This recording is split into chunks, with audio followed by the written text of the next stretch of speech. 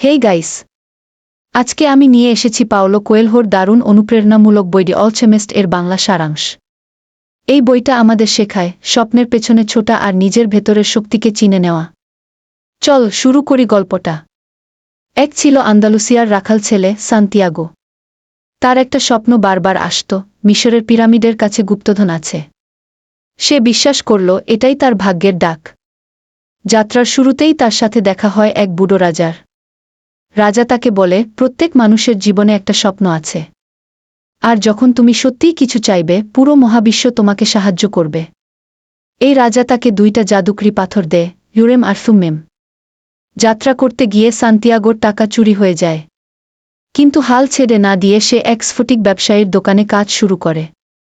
সেখান থেকে শেখে পরিশ্রম আর ধৈর্যই সফলতার আসল চাবি। পরে সে মরুভূমি পেরোনোর কাফেলায় যোগ দেয়। সেখানে এক ইংরেজ লোকের সাথে দেখা হয় যে আলকেমি শিখতে এসেছে। আর মরুদ্যানে সান্তিয়াগোর দেখা হয় ফাতিমা নামের এক মেয়ের সাথে, যার প্রেমে সে পড়ে যায়। তবে সে বুঝে সত্যিকারের ভালোবাসা কখনো স্বপ্নের পথে বাধা দেয় না, বরং সমর্থন করে। এরপর আসে সবচেয়ে গুরুত্বপূর্ণ চরিত্র, আলকেমিস্ট। তিনি সান্তিয়াগোকে শেখান পৃথিবী একটা আত্মা দ্বারা নিয়ন্ত্রিত। যদি তুমি নিজের ভেতরের শক্তি চিনতে পারো, অসম্ভবও সম্ভব হয়ে যায়।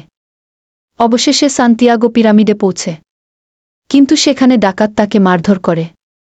ডাকাতদের একজন বলে সে একবার স্বপ্ন দেখেছিল স্পেনে একটা চার্চের নিচে গুপ্তধন আছে। এখানেই সান্তিয়াগো বুঝতে পারে আসল ধন তো তার নিজের দেশেই, সেই চার্চের নিচে।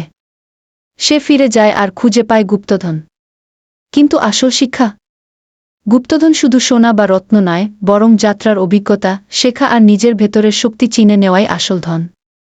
তো বন্ধুরা, দ্য অলচেমিস্ট আমাদের শেখা, স্বপ্নের পেছনে দৌড়াও, ভালোবাসাকে শক্তি বানাও, নিজের ভেতরের শক্তি চিনে নাও, এবং মনে রাখো, যখন তুমি কিছু সত্যিই চাও, পুরো মহাবিশ্ব তোমাকে সাহায্য করতে ষড়যন্ত্র করে কি।